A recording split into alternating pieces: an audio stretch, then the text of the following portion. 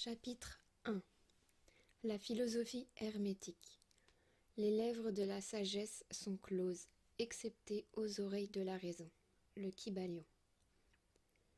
C'est de l'ancienne Égypte que nous viennent les enseignements ésotériques et occultes fondamentaux qui ont si puissamment influencé les philosophies de toutes les races, des nations et des peuples depuis plusieurs milliers d'années. L'Égypte, patrie des pyramides et des sphinx, était le berceau de la sagesse cachée et des enseignements mystiques. Tous les pays ont emprunté à ces doctrines secrètes.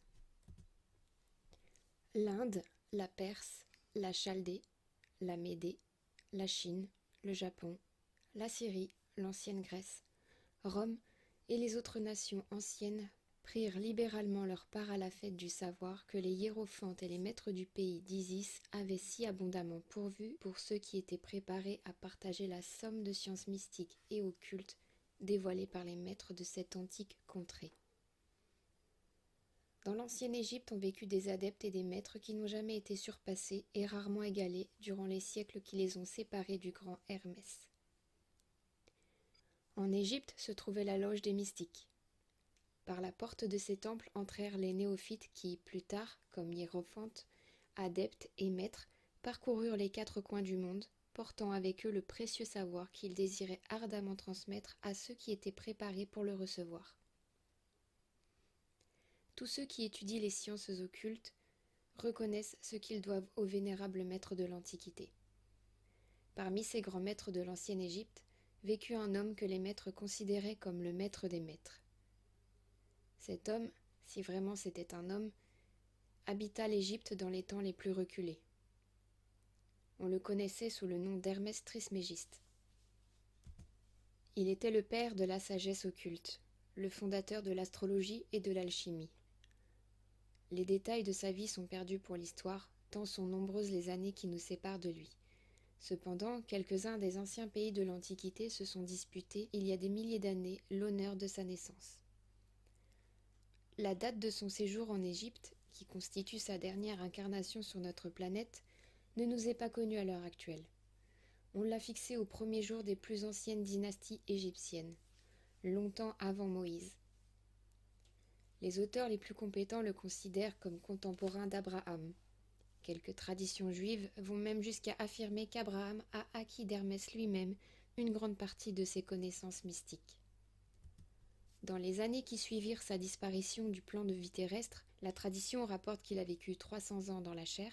Les Égyptiens déifièrent Hermès et le nommèrent Thoth. Plus tard, le peuple de l'ancienne Grèce le compte aussi au nombre de ses nombreux dieux. Il le nomme Hermès, le dieu de la sagesse. Les Égyptiens ont révéré sa mémoire pendant de nombreux siècles, pendant des dizaines de siècles, l'appelant l'écrivain des dieux, et lui rendant son ancien titre de Trismégiste qui signifie le 3 fois grand, le grand des grands, le plus grand des grands, etc. Dans tous les pays de l'Antiquité, le nom d'Hermès Trismégiste, synonyme de fontaine de sagesse, était très honoré. Aujourd'hui, nous utilisons encore le mot hermétique, dans le sens de secret fermé, de manière à ce que rien ne puisse échapper, etc. Et cela en raison du fait que les disciples d'Hermès ont toujours eu pour principe d'observer le secret dans leurs enseignements. Ils ne voulaient pas jeter des perles au pourceau. Ils préféraient donner du lait aux enfants et de la viande aux hommes fats. Deux maximes familières aux lecteurs des descriptions chrétiennes, mais qui ont été cependant utilisées par les Égyptiens de nombreux siècles avant notre ère. Cette politique de dissémination prudente de la vérité a toujours caractérisé les hermétistes, même jusqu'à nos jours. On peut trouver les doctrines hermétiques dans tous les pays, au sein de toutes les religions, mais on ne peut jamais les rapporter à aucun pays en particulier, ni à aucune secte religieuse spéciale. Cela est dû à la crainte de la part des anciens apôtres de voir la doctrine secrète se transformer en une croyance. La sagesse de cette idée est évidente pour tous ceux qui ont étudié l'histoire. L'ancien occultisme de l'Inde et de la Perse dégénéra et fut en grande partie perdu parce que ses apôtres devinrent des prêtres. Ils mélangèrent ainsi la théologie à la philosophie. Il en résulta que l'occultisme de l'Inde et de la Perse se perdit graduellement au milieu de la masse des superstitions religieuses, des cultes, des croyances et des dieux. Il en fut ainsi pour l'ancienne Grèce et Rome. Il en fut ainsi pour les enseignements hermétiques des gnostiques et des premiers chrétiens qui dégénérèrent sous l'influence de Constantin, dont la poigne de fer amalgama la philosophie et la théologie, enlevant à l'école chrétienne ce qui était sa véritable essence, son esprit, et l'obligeant à tâtonner pendant plusieurs siècles avant de retrouver le chemin de son ancienne foi. En effet, tout montre aux observateurs attentifs que dans notre XXe siècle, l'Église lutte pour revenir à ses anciens enseignements mystiques. Mais il y a toujours eu quelques esprits dévoués qui ont conservé vivante la flamme, la soignant précieusement, et ne lui permettant pas de s'éteindre. Grâce à ces cœurs dévoués et à ces esprits intrépides, nous avons toujours à un degré quelconque avec nous la vérité. Mais elle ne peut la trouver dans les livres. Elle a été transmise du maître à l'élève, de l'initié à l'hiérophante, de la lèvre à l'oreille. Les rares fois où elle a été écrite, on a voilé sa signification en termes d'alchimie et d'astrologie, si bien que seuls ceux qui ont possédé la clé ont pu la lire correctement. Cette mesure a été nécessaire pour éviter les persécutions des théologiens du Moyen-Âge qui poursuivaient la doctrine secrète avec le feu, l'épée, le bûcher, le gibet et la croix. C'est pourquoi, à cette époque, on ne trouve qu'un petit nombre d'ouvrages sérieux sur la philosophie hermétique. On trouve d'ailleurs d'innombrables allusions à leur sujet dans les nombreux ouvrages modernes écrits sur les différentes parties de l'occultisme.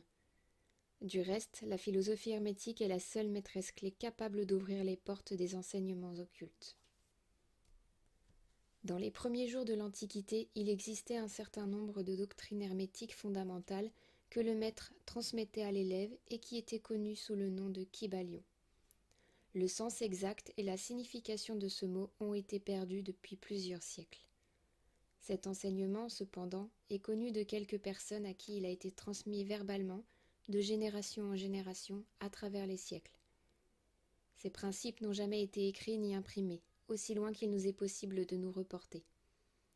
C'était simplement une collection de maximes, d'axiomes et de préceptes qui étaient complètement incompréhensibles pour les profanes, mais que les adeptes comprenaient parfaitement une fois expliqués et amplifiés par les initiés hermétiques à leurs néophytes. Ces enseignements constituaient véritablement les principes fondamentaux de l'art de l'alchimie hermétique.